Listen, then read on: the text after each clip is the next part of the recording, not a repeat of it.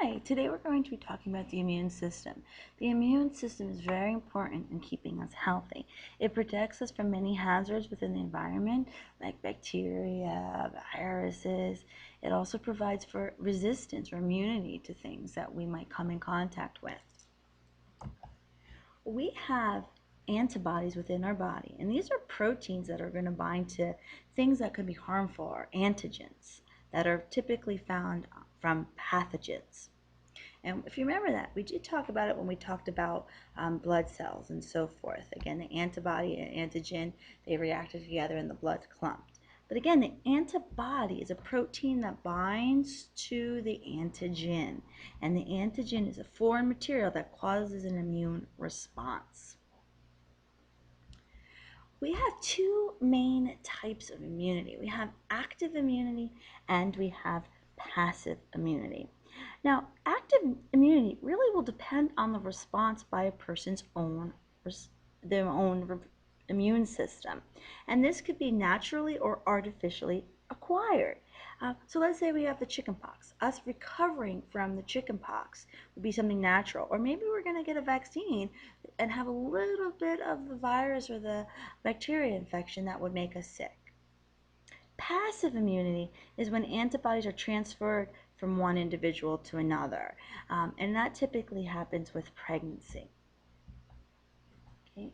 For our immune response, pretty much this deals with the terms resistance and defenses. Defenses are what's going to prevent foreign invaders from entering the body. And if you see, we have a first line of defense, a second line of defense, and a third line of defense. They both connect to the defenses called nonspecific and specific. Okay, this is the nonspecific area. Okay, this protects you from any foreign substance. There could be a physical barrier like your skin, or it could be maybe like the linings of your respiratory tract, or perhaps might be like a biochemical barrier like the mucous membranes that help prevent something from entering into your body.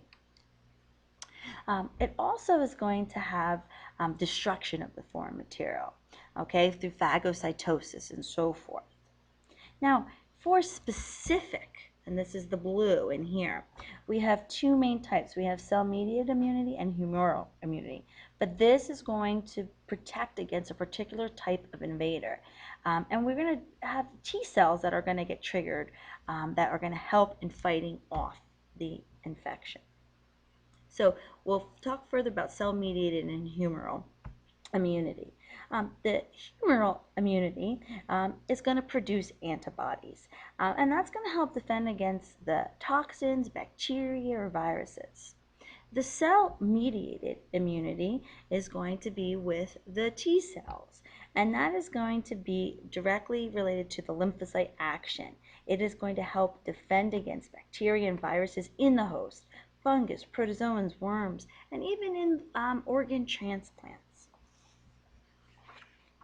When we talk about the cells of the immune system, we automatically think of the term lymphocytes. These are the primary cells of the immune system.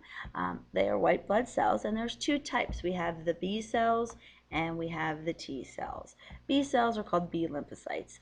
They are derived from the bone marrow, and they actually will carry out that humoral response that we just talked about. So they're going to produce the antibodies that will then go into the immune response. T cells will carry out the cell-mediated response. And there's a couple types. There's a helper T cells, there's killer T cells, and then there are suppressor T cells. The helper T cells are going to activate the increase in the numbers of both T and B cells in response. So it's going to help those B cells produce antibodies. Killer T cells are like the soldiers. They're the ones that are going to attack the cells. And the suppressor T cells suppress the responses of both the B and the T cells, pretty much shutting down the immune system after we're done with the infection and you feel better. There are various different types of lymphoid tissue. We find it in the spleen, appendix, lymph nodes, tonsils, lymph tissue between the skin and the lining of the intestinal tract. Now, once we do have an infection into our body, we have a primary immune response and a secondary immune response. Primary immune response is pretty much we're going to be getting the proliferation or the added amounts of lymphocytes to help fight the cells. This is right when we get exposed to the foreign material or the antigen, and it can take about 5 to 10 days. Now, if our body has already seen it, we go into secondary immune response. It's much faster because our body has already been pre-exposed to it. So we already have the antibodies to fight for that. So it's a good thing that we have been sick before, because then our body can remember that, how it handled it, and it can make you feel better quicker.